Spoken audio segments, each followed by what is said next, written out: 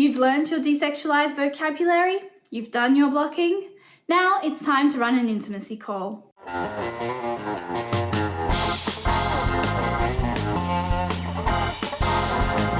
The way you run your intimacy call is just as important as all the prep work that you've already done. The biggest thing to remember is to be flexible and adapt to how your actors are feeling and working together on the day. If you remember the 3 C's, you'll be fine. Here's a quick refresher on our 3 C's. Consent. Actors must enthusiastically consent to all blocking. Communication. Make sure your actors are given methods to communicate how they're feeling. For example, open questioning and the button are useful tools for this. Choreography. Make sure all intimacy is blocked, even if it's done collaboratively. If this is the first intimacy call with this particular combination of actors, you're going to need to take an extra couple of steps in your intimacy call, whereas you might not need to later in the rehearsal process. Remember to only have the people necessary in the rehearsal room. For example, I would have the actors directly involved, myself as the director, and my stage manager. This is not a rehearsal that people can observe, but you also don't want to have just the actors and the director. The first thing I like to do in a rehearsal or an intimacy call is a check-in with people. I use a number system so people can tell me how they're feeling on a scale of 1 to 10. Then, if it's the first intimacy call for this combination of actors for this show, make sure you do a full boundary exercise. If you don't know what I'm talking about, check out episode 5. If they have done an intimacy call already, you can do a boundary check-in. Find out if their boundaries have changed or may be different for this session. Next, outline the expectations of intimacy blocking.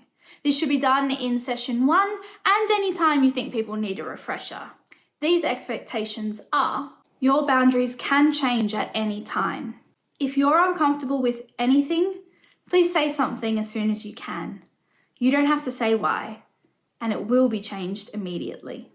No changes are to be made after the blocking is set without being worked through safely in an intimacy call. The button is always available to pause intimacy. Then it's time to block. This is how I like to scaffold blocking an intimate scene that involves a kiss. First, I'll talk through the basic blocking of the scene clearly in desexualized language. Next, I'll get the actors to step through the basic blocking, with me verbally guiding each movement. Once the actors are comfortable with the movements, we'll add in the beats and I'll keep time. It's all choreography at this point. There should be no kissing, no acting, and no context. It should look a little bit like a dance. When the actors are comfortable with that stage, we can add in the kiss as a peck. Then when the actors are ready, we will add in the full kiss, with me keeping the beat. I would save adding any extra nuance for a future intimacy rehearsal. Now is the time to talk about the purpose and the context of the intimacy in the scene. Then you can run it in context. And that's all there is to it. Remember to keep asking your actors about how they're feeling during the session, so you're keeping the lines of communication open and hopefully empowering your actors to say something if they're feeling uncomfortable.